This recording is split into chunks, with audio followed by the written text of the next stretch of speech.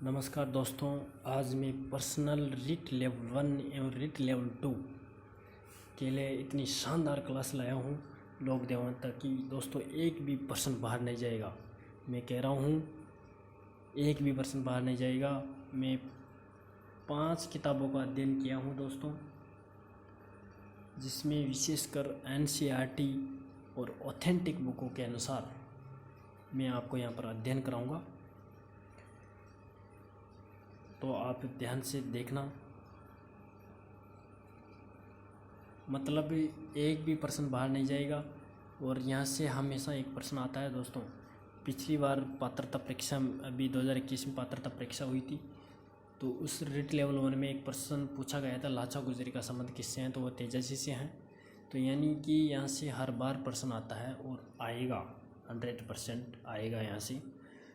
तो मैं 5 किताबों का अध्ययन का मोस्ट कंटेंट आपके सामने लाया हूँ NCERT और ऑथेंटिक बुकों के अनुसार। तो आप हमारे चैनल से जुड़ जाइए। आज से हमारे चैनल पर रीट लेवल 1 एवं रीट लेवल 2 की पर्सनल क्लासें चलाई जा रही है। तो दोस्तों बना समय गंवाए हुए हम चलते हैं क्लास की तरफ। राजस्थान के लोक देवता है, इसके बारे में एक कहावत है, पाबू हड़बू राम दे मांगलिया मिया पांचों पीर पधार जो गोगा जी जेहा। इसको याद करने की कोई आवश्यकता नहीं है, इसको पूछता भी नहीं है। तो राजस्थान के पंचपीरों की बात करते हैं तो पंचपीरों में क्या है, पाबू जी, हड़बू जी, मेहा जी, रामदेव जी और गोगा जी। कितने पंचपीर हैं? 5 है। पाबू जी, हड़बू जी, मेहा जी, रामदेव जी, गोगा जी। ठीक है दोस्तों, आपको परेशानी हो सकती है। आज मैं लैपटॉप से नहीं पढ़ा रहा हूँ, फ़ोन से ही पढ़ा रहा हूँ, तो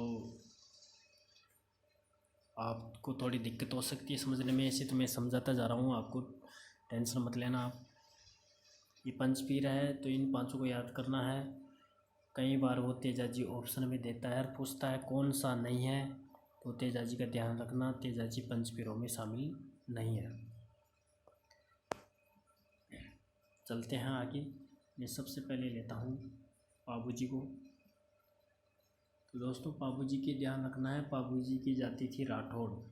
कई बार प्रश्नों पूछ लेता है कि पाबू जी किस जाति के हैं, तो राठौड़ जाति के हैं। और इसका जन्म स्थान कोलोमंडा है और पिता दांदल जी है, माता कमलाते हैं, पत्नी फूलमदे सुप्यारी फूलमदे हैं, जो अमरकोट की सूरजमल सोडा की बेटी थी, ये सुप्यारी फूलमदे। और इसकी घोड़ी थी केसर कालवी। पाबू जी की घोड़ी क्या थी? केसर कालवी। दोस्तों इसके 2 मित्र थे, एक तो चांदा, एक था डामा, जो दोनों भील भाई थे। ये इनके मित्र थे।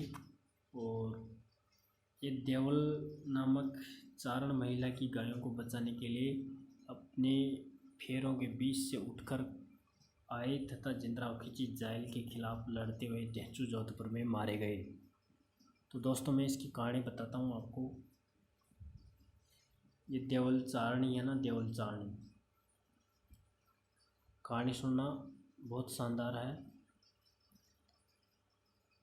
ये देवल चारणी के पास ये घोड़ी थी, कौन सी? केसर कालवी। ये शुरुआत में ये घोड़ी के देवल चारणी के पास ही थी। तो इसको लेने के लिए ये जिंद्राव खिंची और पाबू जी दोनों लेने की कोशिश करते हैं इसको। कि जिंद्राव खिंची तो कहता है कि मैं लूँ, और पाबू जी कहता है मैं लूँ।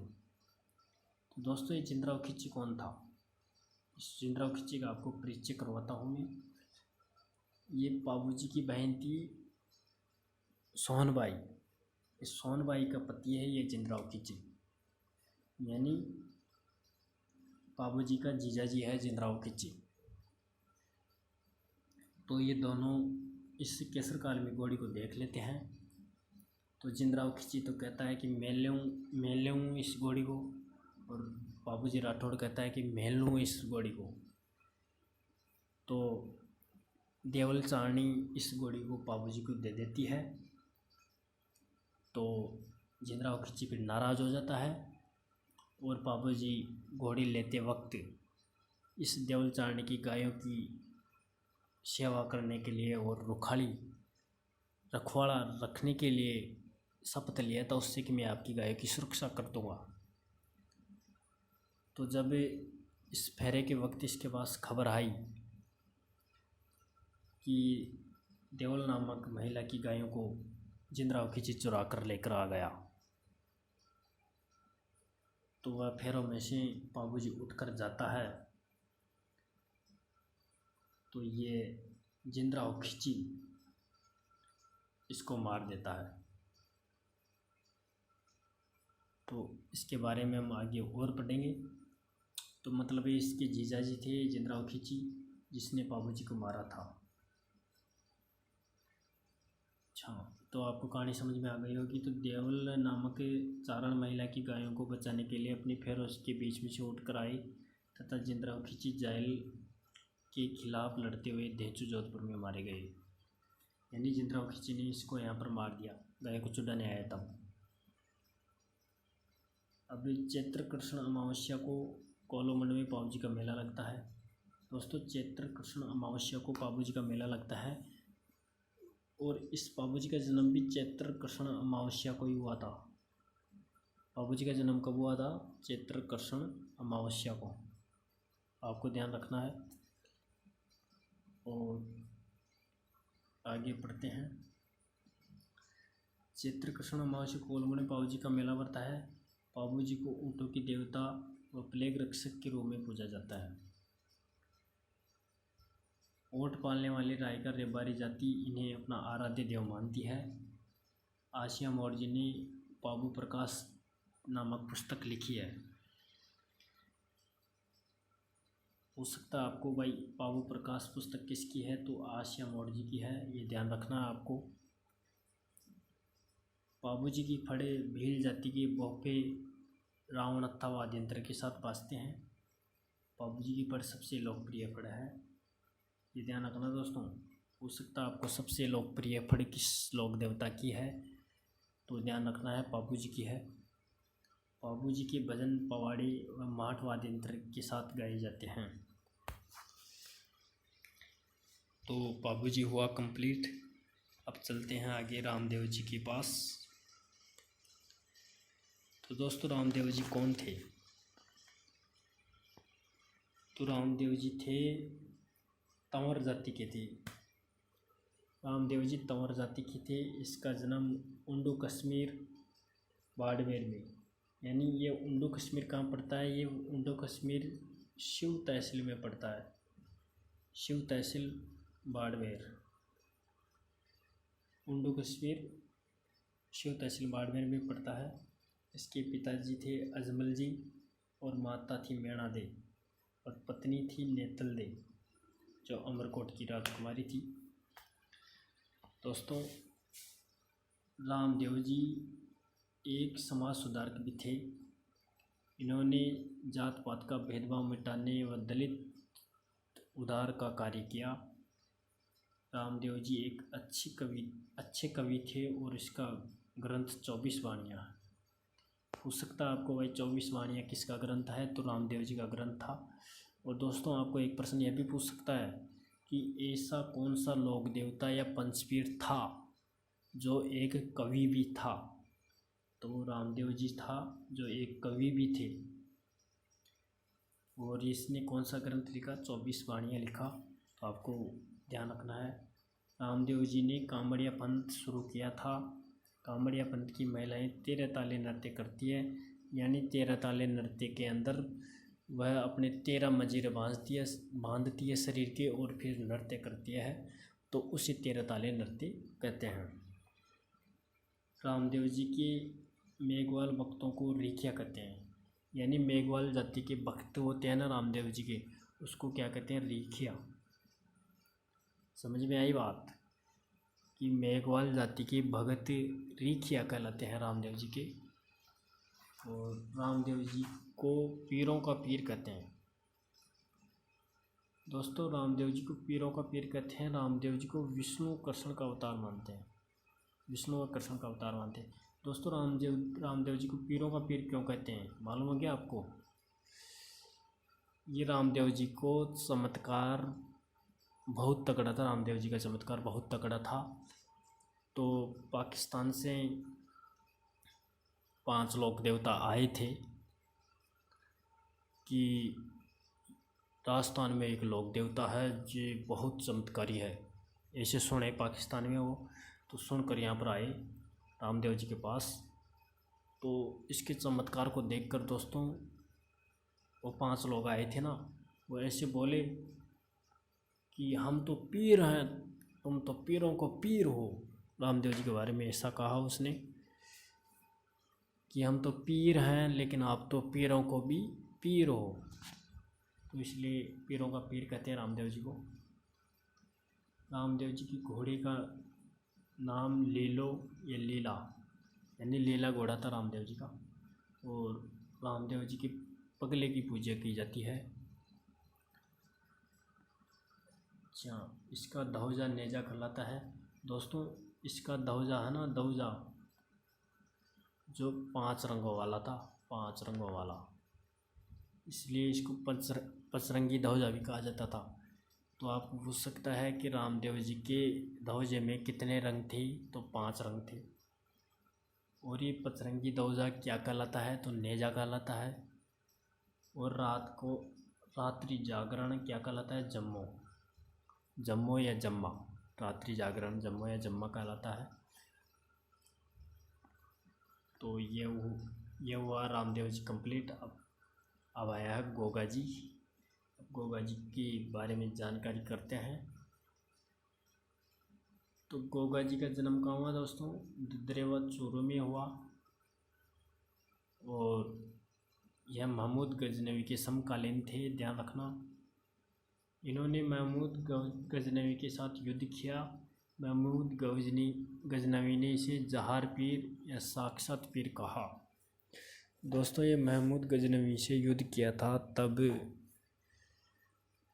यह उपाधि जहार पीर की महमूद गजनवी ने ही गोगा जी को दी थी, जहार पीर की उपाधि। और अपने मौसेरे भाइयों का अर्जन सर्जन के खिलाफ गायों की रक्षा के लिए लड़ते हुए गोगा मेडी हनुमानगढ़ नामक स्थान पर इनकी मृत्यु हो गई।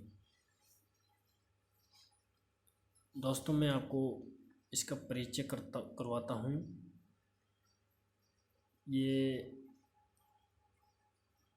गोगा जी है ना दोस्तों, जो मतलब ये अर्जन और सर्जन इसके मौसेरे भाई थे। ये अर्जन और सर्जन क्या करते हैं? ये छल कपट्टी थे। अब दोस्तों छल कपट्टी थे तो ये क्या करते हैं? ये गोगा जी की गायों को ले जाकर इस महमूद गजनवी को सौंप देते हैं कि ये गायें हैं उसकी, आप रख लो इसको। तो महमूद गजनवी इसकी गायों को रख लेता है। फिर ये छुड़वाने जाता है तो युद्ध होता है। और युद्ध में ये गोगा जी इतना गजब का मुकाबला करता है महमूद गजनवी से। तो महमूद गजनवी भी एक बार तो इसे यह कहता है कि वास्तव में तुझे जहर पीर के समान हो, यानी साक्षात पीर हो आप, जो अकेला होकर भी इतनी मेरी सेना से मुकाबला कर रहे हो। तो यह उपाधि इसी कारण इसे जहर पीर की उपाधि दी गई थी। चलो, इस युद्ध में इसकी मृत्यु हो गई। गोगा जी को सांप रक्षक देवता के रूप में जाना जाता है। दोस्तों गोगा जी का मंदिर थान खेजड़ी वृक्ष के नीचे होता है।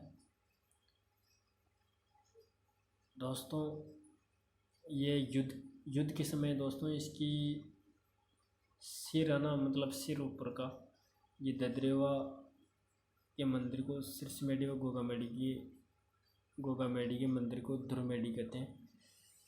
मतलब इसका सिर तो है ना यहाँ ददरेवा चूरू में जाकर गिरा था, कहते हैं, कहानी है, हम बता रहे हैं आपको कि मतलब जब ये महमूद गजनवी से लड़ाई किया तब इसका सिर तो जाकर गिरा ददरेवा चूरू में है और इसकी धड़ जाकर गिरी गोगामेडी हनुमानगढ़ में। तो ददरे व चोरों में तो इसका सिर गिरा और गोगा मेडी हनुमानगढ़ में की धड़ गिरी। और गोवा मेडी वाला मंदिर मकबरा शैली से बना हुआ है। इसकी शैली पर बिस्मिल्लाह लिखा हुआ है। खिल्लोरियों की ढाणी सांचौर में गोगा जी की ओलड़ी बनी हुई है। आपकी पूछ सकता है कि गोगा जी की ओलड़ी कहाँ पर है, तो खिल्लोरियों की ढाणी सांचौर में है। तो गोगा जी हुआ कंप्लीट। अब आते हैं हड़बू जी पर।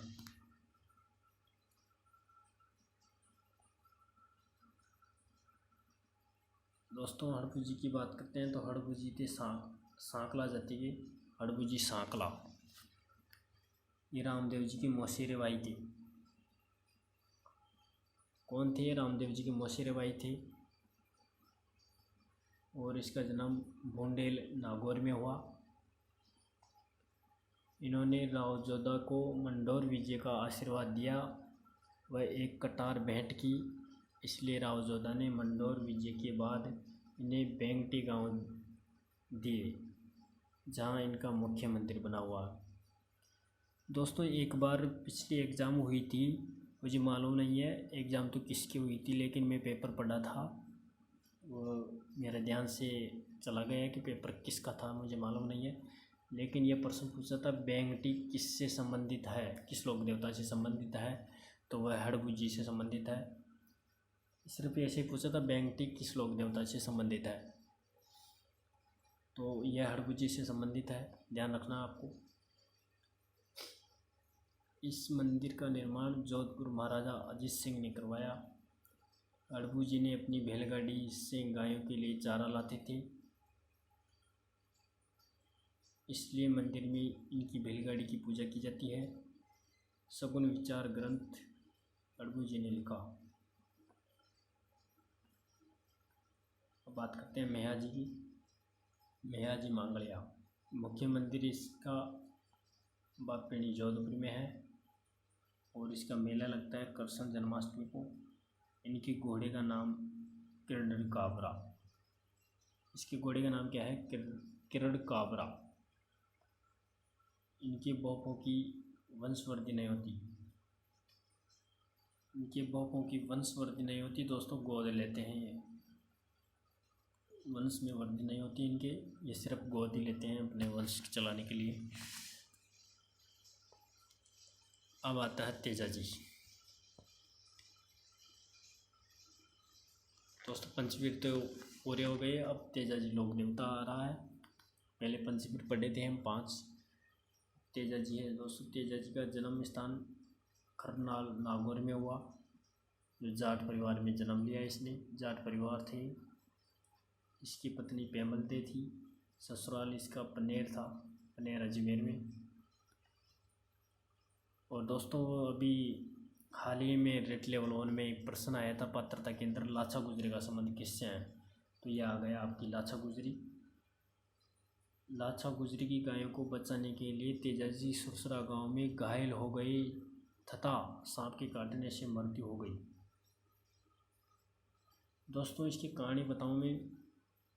ये लाछा गुजरी की गायों को छुड़ाना जाता है, तब इसी रास्ते में, मतलब शुरू से बताऊं आपको इसकी कहानी। ये क्या है, तेजाजी खेत में हल बा रहे थे बलदों से, यानी बैल से हल बा रहे थे तेजाजी, यानी बैल से हल बा रहे थे। तब इनकी भाभी जी इनके लिए खाना लेकर जाती है। तो खाना लेकर जाती है, तब वो लेट हो जाती है थोड़ी, तो तेजाजी रोज जाते हैं और उसके खाने को नहीं खाते हैं। तो इनकी भाभी जी इनको कहती है कि थारी लुगाई ने लिया हो ना जो रोटियाँ बना जल्दी लिया हुआ। दोस्तों मैं राजस्थानी भाषा में बोल रहा हूँ, आपको अगर समझ में ना आए तो कमेंट में कर देना, मैं आपको दोबारा समझा दूँगा, या आप रिपीट करके दोबारा सुन लेना कहानी को।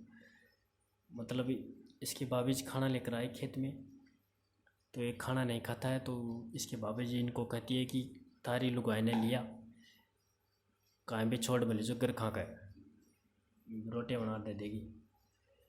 तो फिर ये वहाँ से घर जाता है इसके, और इसकी माँ से पूछता है कि माँ मेरा ससुराल कहाँ पर है, मुझे बता। तो इसकी माँ बताती है कि तेरा ससुराल ससुराल पनेर अजमेर में है। तो ये सुनकर अपनी वाइफ को लेने चल देता है पनेर अजमेर में। पनेर अजमेर में जब ये प्रवेश करता है अपने मतलब घर के बाड़े के अंदर प्रवेश करता है ये, तो जिस टाइम इसकी सासू माँ गायों का दूध निकालती रहती है, तो गायों का दूध निकालती रहती है, तो तब दोस्तों उसकी गायें ये जब प्रवेश करता है तो इसकी घोड़ी से गायें चमक जाती है। अब गायें चमक जाती है तो दूध निकाल रही थी, उचक गई गाय उचक गई, तो कुछ इसकी सासू इसने कुछ बुरा बोला, कोई बात कह दी होगी कि मेरी गायों को उचका दिया और फलाना दिखा। तो ये वह सासू माँ से नाराज़ होकर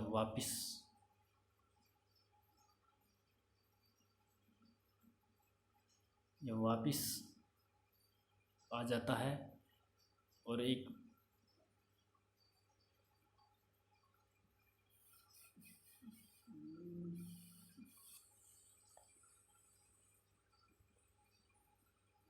मिनट दोस्तों, ये पेन नहीं चल रहा है यहाँ पर। दोस्तों कुछ टेक्निकल इश्यू हो गया था, मतलब काम नहीं करता। वापस में अब वीडियो शुरू किया हूँ। तो दोस्तों वापस आते समय सुरसरा गांव में उसको सांप डस लेता है, तो उनकी मृत्यु हो जाती है। कहानी है दोस्तों, काल्पनिक घटना है, कैसे भी है, किताबों में पढ़ते हैं हम तो फिर आगे चलते हैं। सर्परक्षक, ये मतलब इसको सर्परक्षक के देवता के रूप में भी जाना जाता है। तेजा जी को काला व भाला का देवता भी जाना जाता है। दोस्तों पूछ सकते हैं आपको कि काला व भाला किस देवता से संबंधित है, तो तेजा जी से संबंधित है। किसान हल जोतते हुए तेजा गाता है। और 7 दिसंबर 2010 को तेजा जी पर डाक टिकट जारी किया गया है। तेजा जी की घोड़ी का नाम लीलन था। तेजा जी की भोपे को घोड़ला कहते हैं। तेजा जी वह कंप्लीट। अब आते हैं देवनारायण जी पर। तो देवनारायण जी इसके पिता थे स्वाई भोज, और देवनारायण जी बगड़ावत गुर्जर परिवार से संबंधित थे और आसिंद बिलवाड़ा से हैं ये। आसिंद बिलवाड़ा में मतलब देवनारायण जी का जन्म हुआ था यहाँ पर। और देवमाली अजमेर इससे संबंधित है। जोधपुर या टोंक में भी इसके मंदिर हैं। इनके मुख्य पूज्य स्थल ये मतलब आसिंद बिलवाड़ा में, देवमाली में, जोधपुर या टोंक में मतलब पूजनीय स्थल है इनके। देवनारायण का जन्म आपको ध्यान रखना कहाँ पर हुआ, तो आसिंद बिलवाड़ा में हुआ। इनके मंदिर की प्रतिमा के स्थान पर ईंटों की पूजा की जाती है। नीम के पत्ते चढ़ाए जाते हैं। औषधि का देवता माना जाता है इसे। देवनारायण जी की फड़ गुर्जर जाति के भोपे जंत्रवाद यंत्र के साथ भाजते हैं। देवनारायण जी की फड़ी सभी लोक देवताओं में सबसे लंबी फड़ है। दोस्तों ध्यान रखना, लोक देवताओं में सबसे लंबी फड़ किसकी है, तो देवनारायण जी की है। ध्यान रखना आपको। लक्ष्मी कुमारी चुंडावत ने बगड़ावत नामक कहानी लिखी। देवनारायण जी की फड़ पर डाक टिकट जारी किया गया। भाद्रपद शुक्ल सप्तमी को इसका मेला भरता है, भाद्रपद शुक्ल सप्तमी को, और ये विष्णु का अवतार माना जाता है। अब आते हैं मल्लीनाथ जी पर। मल्लीनाथ जी मारवाड़ के राठौड़ राजा, राजधानी मेवानगर। मल्लीनाथ जी भविष्य वक्ता थे। गुरु को नाम उर्मी सी भाटी था। बाड़मेर की तिलवाड़ा गांव में होली के दिन दूसरे दिन मल्लीनाथ जी पशु मेला लगता है। पत्नी का नाम रूपा दे, ये भी लोक देवी है। इनका मंदिर तिलवाड़ा के पास मालाजाल गांव में बना हुआ है। दोस्तों ये मल्लीनाथ जी अलग है और तलेनाथ जी अलग है, ये ध्यान रखना, कहीं आप एक समझ जाइए। अब आते हैं तल्लीनाथ जी। तल्लीनाथ जी का वास्तविक नाम है गोगादेव राठौड़। तो शेरगढ़ जोधपुर के राजा थे। पंचोटी जालौर में इनका मुख्य मंदिर है। इन्हें ओरण का देवता कहा जाता है, ओरण का देवता माना जाता है इसे। देव बाबा नगला जहाज भरतपुर में मुख्य मंदिर है। भाद्रपद शुक्ल पंचमी और चैत्र शुक्ल पंचमी को इनकी पूजा की जाती है। देव बाबा पशु चिकित्सक थे। इनको खुश करने के लिए 7 गवालों को भोजन करवाना होता है। पशुपालक समाज इन्हें आराध्य देव मानते हैं। बीगा जी बीकानेर के रेडी गांव में एक जाट परिवार में इनका जन्म हुआ। गायों की रक्षा के लिए लड़ते हुए मारे गए। जाखड़ समाज इन्हें अपना कुल देवता मानते हैं। दोस्तों, ये जितने भी लोक देवता हैं ना, लोक देवता ईश्वरवादी की गायों की सुरक्षा के लिए मारे गए। मतलब गायों की सुरक्षा के लिए ज़्यादा मरे हैं इसमें लोक देवता, और गायों की अच्छी सेवा की है इसने सभी लोक देवताओं ने।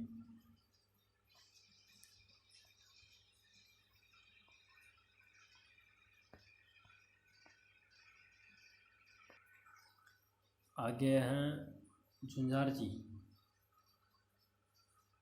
तो दोस्तों, झुंझार जी के बारे में पढ़ते हैं। सीकर जिले के इमलो गांव में जन्म हुआ। सालीलोदड़ा गांव में गायों की रक्षा करते हुए मारे गए। स्तालोदड़ा गांव में 5 पत्थर की मूर्तियां लगी हुई है। दुल्हा दुल्हन तथा 3 भाइयों की मूर्तियां। और मेला रामनवमी को पड़ता है। झुंझार जी का मेला कब पड़ता है? रामनवमी को। अगला है जरडा जी। बाबू जी के भतीजे थे। कोलमंड जोधपुर में, शंभुदड़ा बीकानेर में इनके मुख्य मंदिर है। जरडा जी का एक अन्य स्थान रोकनाथ भी मिलता है। हिमाचल प्रदेश में बालकानाथ के रूप में पूजा की जाती है। खेतलाल जी मुख्य मंदिर सोनाना पाली में। हकलाने वाले बच्चों का इलाज किया जाता है यहाँ पर। मामादेव इन्हें बरसात के देवता कहा जाता है। इनके मंदिर नहीं होते बल्कि गांव की शहर इनके तोरण की पूजा की जाती है। भैंस की बलि दी जाती है। अच्छा, आगे चलते हैं। आलम जी। दोस्तों, आलम जी कौन थे? दोहरी मन्ना बाड़मेर में इसका मेला पड़ता है। दोहरी मन्ना को घोड़ों का तीर्थ स्थल कहते हैं। आलम जी जेत मालोत राठौड़ थे। राठौड़ में थे, मतलब राठौड़ के अंदर जेत मालोत थे। और अगले हैं वीर भत्ता जी। इस सातों जालौर गांव में इनका मुख्य मंदिर है। गायों की रक्षा करते हुए मारे गए। मेला सातों गांव में भाद्रपद शुक्ल नवमी को पड़ता है। हरिराम जी नागौर के जोहरडा गांव में इनका मंदिर है। सांप की भांभी की पूजा की जाती है। मेला भाद्रपद शुक्ल पंचमी को पड़ता है। डोंगर जी या जवाहर जी, डोंगर जी जवाहर जी सीकर जिले के पाटोदा गांव के थे। अमीरों से लौटकर गरीबों में उनका धन वितरित कर दिया करते थे। इसे अंग्रेज़ों की नजरा बादशाहों ने ली। उन्होंने अंग्रेज़ी की नसरा बादशाहों ले ली और उससे लौटकर ये मुख्य से के मतलब लोहड़ी जी जाट और कर्णा जी मीणा, मतलब ये लौटकर गरीबों को बांटते थे धन को, इसलिए इनकी पूजा की जाती है। अब है राजस्थान की लोक देवियाँ। तो राजस्थान की लोक देवियाँ पढ़ने जा रहे हैं तो ध्यान से पढ़ना। लेकिन अगर वीडियो अच्छा लगा तो हमारे चैनल को लाइक एंड सब्सक्राइब ज़रूर करना दोस्तों। तो हम पढ़ रहे हैं अब करणी माता। दोस्तों, करणी माता का जन्म हुआ था दोस्तों सुआप जोधपुर में। दोस्तों करणी माता का मंदिर तो है बीकानेर में, लेकिन इसका जन्म कहाँ पर होता है? स्वाप जोधपुर में। ध्यान रखना ये बात का। कई बच्चे गलती करते हैं, अगर वो पूछेगा ना भाई करणी माता का जन्म कहाँ हुआ, तो गारंटी है ऑप्शन में बीकानेर आएगा, सभी बीकानेर करेंगे इसको। तो ध्यान रखना, करणी माता का जन्म कहाँ हुआ था? स्वाप जोधपुर में। इसका बचपन का नाम था रिद्धिबाई। इसके बचपन का नाम क्या था? रिद्धिबाई। इन्होंने देशनों गांव बसाया जहां इनका मुख्य मंदिर बना हुआ है। मंदिर में अत्यधिक संख्या में चूहे होने के कारण इन्हें चूहों वाली देवी कहा जाता है। इन चूहों को काबा कहा जाता है। सफ़ेद काबे की चूहे के दर्शन को शुभ माना जाता है। चील को करणी माता का प्रतीक माना जाता है। दोस्तों यहाँ पर एक पानी में सफ़ेद चील दिखाई देती है, उसी करणी माता का प्रतीक माना जाता है। भाई ये करणी माता का दूसरा रूप है, ऐसे कहा जाता है इसके बारे में। तो राव बीकानेर की स्थापना करणी माता के आशीर्वाद से की, इसलिए बीकानेर के राठौड़ की इष्ट देवी करणी माता को माना जाता है। मुख्य मंदिर में कुछ दूरी पर एक अन्य मंदिर स्थित है जिसे नेहड़ जी कहते हैं। करणी माता स्वयं तेमड़े राय माता जी की पूजा करती थी। तेमड़े राय का मंदिर भी देशनोक में बना हुआ है। करणी माता को दाढ़ी वाली डोकरी कहते हैं। करणी माता को क्या कहते हैं? दाढ़ी वाली डोकरी। ये 151 साल की हुई थी ना दोस्तों, तब मरी थी। 151 साल मायना रखते हैं, 151 साल जीना। आजकल तो 51 साल ही नहीं जीते, 151 कहाँ से जिएंगे। अब बात करते हैं जीण माता। दोस्तों जीण माता की बात करते हैं तो सीकर जिले के रेवासा गांव में इनका मुख्य मंदिर है। इनके भाई का नाम हर्ष था, जिसका मंदिर भी पास की पहाड़ी में बना हुआ है, मतलब हर्ष की पहाड़ी पर बना हुआ है। जीण माता का मंदिर चौहान शासक पृथ्वीराज प्रथम के सामंत हट मोयल ने बनवाया था। औरंगजेब ने भी जीण माता की छत्र चढ़ाया था। जीण माता को मधुमक्खियों की देवी कहते हैं। जीण माता की दीपक का घी आज भी केंद्र सरकार द्वारा भेजा जाता है।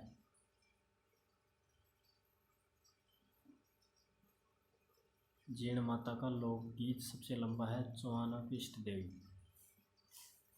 चौहानों की इष्ट देवी जीण माता। तो अब पढ़ते हैं आशापुरा माता। चौहानों एवं बिस्सा ब्राह्मणों की कुलदेवी है। नाडोल पाले में एवं मोहदरा जालौर में इसके मुख्य मंदिर हैं। इनकी पूजा करते समय महिलाएं घूंघट निकालती है। पूजा करने वाली महिलाएं हाथों में मेहंदी नहीं लगाती है। दोस्तों अब है शीतला माता। दोस्तों शीतला माता चाकसू जयपुर में इसका मुख्य मंदिर है। दोस्तों शीतला माता का मंदिर कहाँ पर है? चाकसू जयपुर में। इस मंदिर का निर्माण जयपुर की सवाई माधो सिंह ने करवाया था। यह एक मात्र ऐसी देवी है जिनकी खंडित प्रतिमा की पूजा की जाती है। सबसे शानदार प्रश्न यहाँ से बनेगा दोस्तों, पूछा जाएगा ऐसी कौन सी लोक देवी है जिसकी खंडित प्रतिमा की पूजा की जाती है, तो वह है शीतला माता। मतलब खंडित मूर्ति की पूजा की जाती है इसकी। ध्यान रखना। इसका मेला चैत्र कृष्ण अष्टमी को गधों का मेला भी लगता है। शीतला माता का वाहन गधा और पुजारी कुमार होता है। चैत्र कृष्ण अष्टमी को इनको बासी भोजन का प्रसाद चढ़ाया जाता है।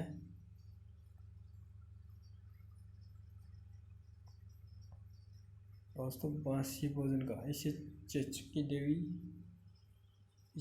की देवी और बांझ स्त्रियां संतान प्राप्ति के लिए शीतला माता की पूजा करती है। हो सकता है आपको भाई चेचक की देवी किसे कहते हैं, तो शीतला माता को कहते हैं। और बच्चों की सुरक्षिका किसे कहते हैं? बच्चों की सुरक्षिका।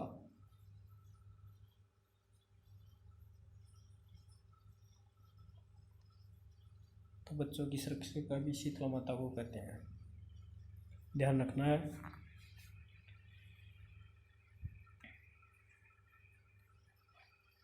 अब आते हैं त्रिपुरा सुंदरी। दोस्तों त्रिपुरा सुंदरी के बारे में पढ़ते हैं। इनका मंदिर तलवाड़ा बाड़मेर में है, तलवाड़ा बांसवाड़ा में है। इन्हें तुरताई माता भी कहते हैं। ये लोहार जाति के लोग इनकी इष्ट देवी मानते हैं। त्रिपुरी सुंदरी के 18 हाथों की प्रतिमा थी, यानी त्रिपुरा सुंदरी देवी के 18 हाथ थे।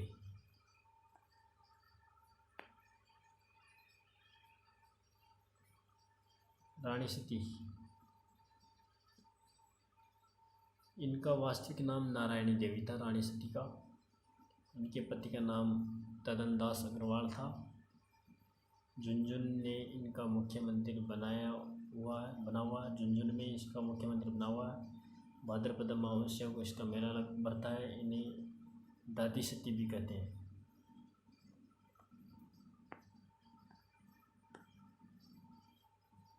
आवरी माता, निकुंभ चित्तौड़गढ़ में इसका मुख्य मंदिर है।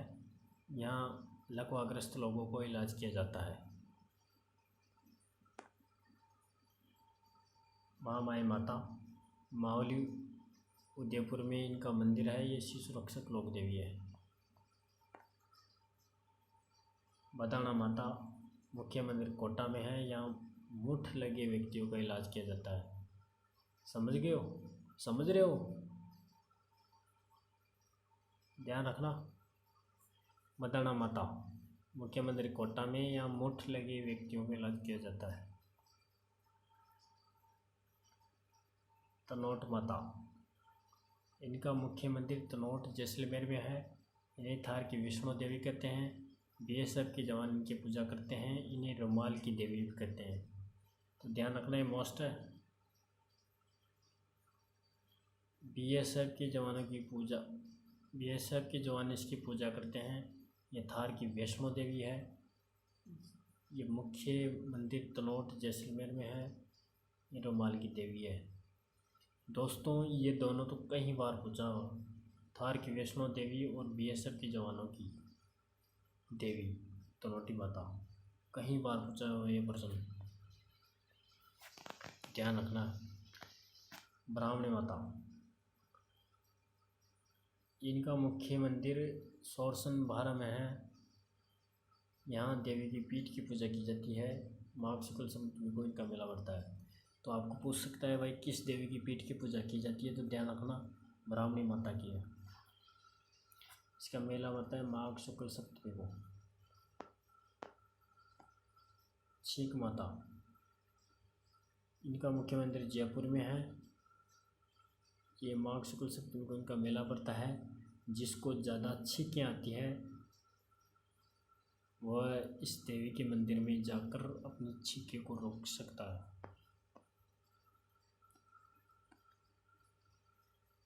एक छींच माता है, वो छीक माता थी, जो छीक माता तो थी जयपुर में, और यह है छींच माता। इसका मुख्य मंदिर बांसवाड़ा में है।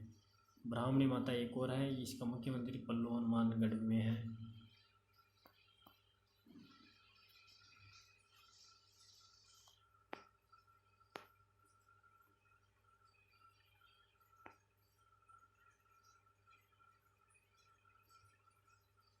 केला माता, करौली की यादव राजवंश की कुलदेवी त्रिकुट पहाड़ी पर इसका मंदिर बना हुआ है। चैत्र कृष्णाष्टमी को लग के मेला बढ़ता है। इसके भक्त लांगुरिया गीत गाते हैं। इन्हें अंजलि हनुमान जी की माता या भगवान श्री कृष्ण की बहन का अवतार मानते हैं। इनके मंदिर के सामने बोहरा पंक्ति की छतरी बनी हुई है। यह तांत्रिक विधा से बच्चों का इलाज किया जाता है। तो दोस्तों इसके बारे में मैं बताता हूँ आपको।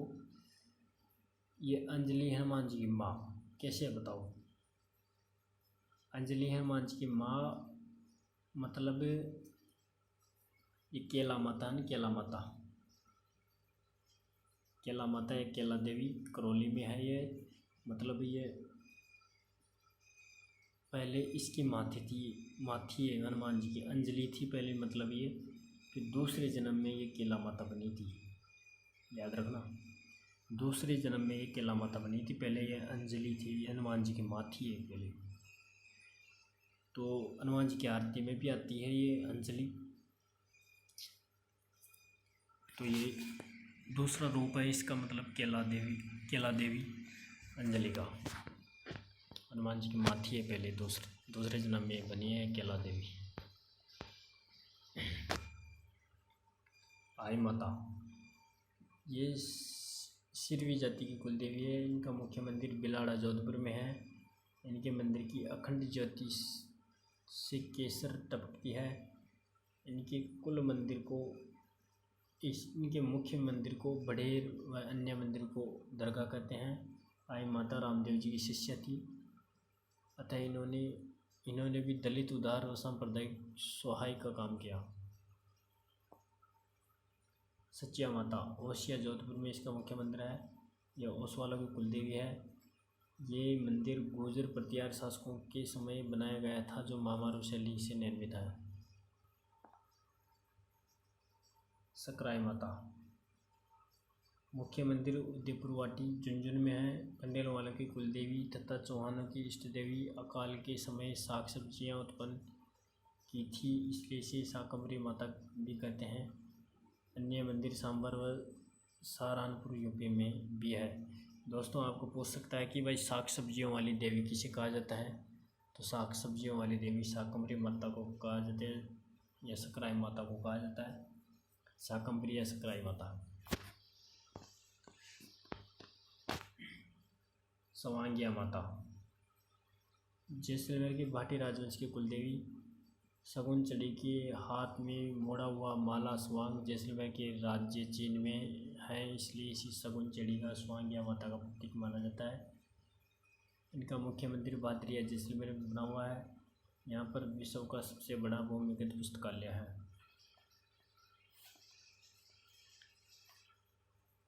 हिंगलाज माता, मुख्य मंदिर पाकिस्तान के सिंध प्रांत के लाशवेला गांव में बना हुआ है। अन्य मंदिर लोधरवा जैसलमेर व नारलाई पाली में है। हावड़ माता, ये भी स्वांगिया माता का ही एक अवतार है। इसका एक अन्य नाम तेमड़े राय भी मिलता है, जिनकी करणी माता की पूजा की जाती है। मुख्य मंदिर जैसलमेर में भाटियों की इष्ट देवी है।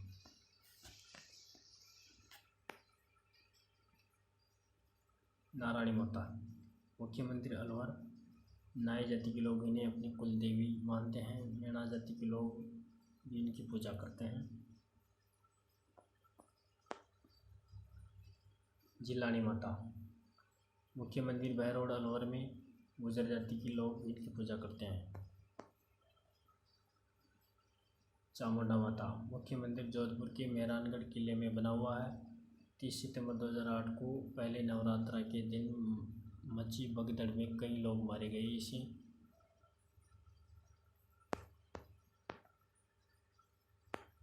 इसे मेहरानगढ़ दुखांतिका कहते हैं।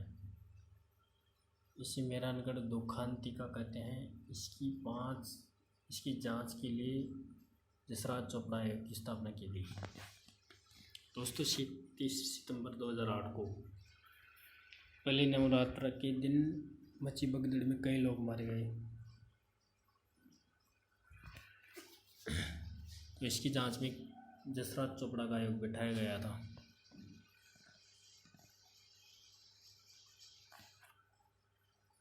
आमजा माता, मुख्य मंदिर लीचड़ा उदयपुर में। भील जाति के लोग इन्हें अपनी इष्ट देव मानते हैं। अंबिका माता, मुख्य मंदिर जगत उदयपुर में। इस मंदिर को मेवाड़ का खजुराहो कहते हैं। दोस्तों, खजुराहो जानते हैं कि आप किसे कहते हैं? जहाँ पर मतलब अर्धनग्न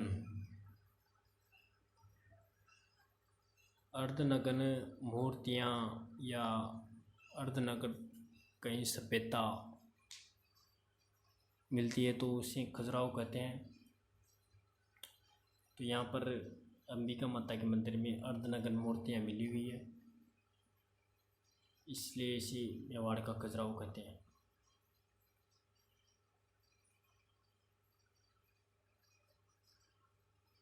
सुंदा माता, मुख्य मंदिर बीरमान जालौर में राजस्थान का पहला रोपवे बनाया गया है। यहाँ बाल अभ्यारण्य स्थापित किया गया। तो ये ध्यान में रखना आपको, राजस्थान का पहला रोपवे किस माता के मंदिर में बनाया गया है? तो सुंदा माता के मंदिर में, सुंदा माता का पर बीरमान जालौर में। ज्वाला माता मुख्य मंदिर जोबनेर जयपुर में। खंगारती की इष्ट देवी दोस्तों जोबनेर जयपुर से ही कौन था और बताओ? हीरालाल शास्त्री। ध्यान है आपको, हीरालाल शास्त्री जोबनेर जयपुर के ही थे। नकटी माता जयपुर जिले की जय भवानीपुरा के में मुख्य मंदिर है। दोस्तों नकटी माता का मंदिर पहले दुर्गा माता का मंदिर था ये। फिर क्या हुआ, इसके मंदिर में चोर चोरी करने आए ना, तभी चोरी करते वक्त इस माता की, दुर्गा माता की नाक खर गई थी, मतलब कट गई थी या खर गई थी, कुछ भी बोलो, खर गई थी इसकी नाक। चोरों के हाथ, मतलब चोरों से कुछ अड़ गया होगा इसकी नाक की, तो मतलब तब से इसे नकटी माता कहने लगे हैं। ऐसी कहानी है इसके बारे में।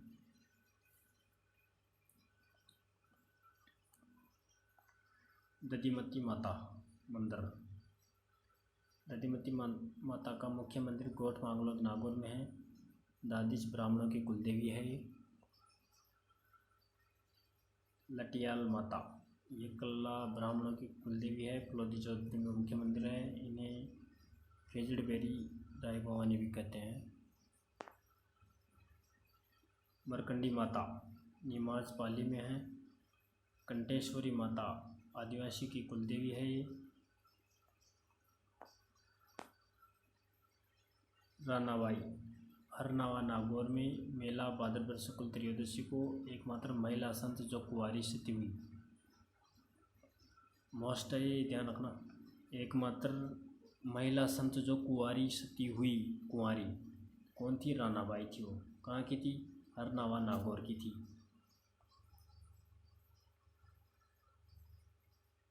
माता रानी बठियानी जसोल बाड़मेर में मेला भाद्रपद शुक्ल त्रयोदशी को। वाकल माता जात्रा बाड़मेर में।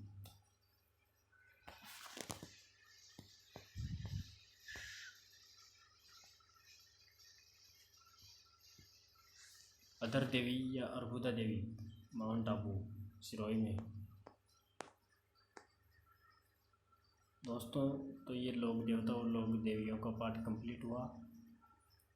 आशा करता हूँ समझ में आया होगा। अगर समझ में नहीं आया तो आप रिपीट करके वापस पढ़ भी सकते हो। जहाँ भी कोई आपको कठिनाई लगती है तो आप मुझे कमेंट कर देना, मैं आपको रिप्लाई कर दूँगा, या फिर दोबारा मैं भी इसका वीडियो बना लूँगा। पहली बात तो कठिनाई होगी नहीं। इसमें कठिन क्या है? इसमें क्या कोई मैथ का सवाल थोड़ा ही है जो आपको कठिन लगेगा। मतलब पढ़ लेना, इससे बाहर नहीं जाएगा, मैं दावा करता हूँ। एनसीईआरटी की बुकों से लिया गया सारांश है, ऑथेंटिक बुकों से। तो जय हिंद, जय भारत। मिलते हैं फिर अगली क्लास में।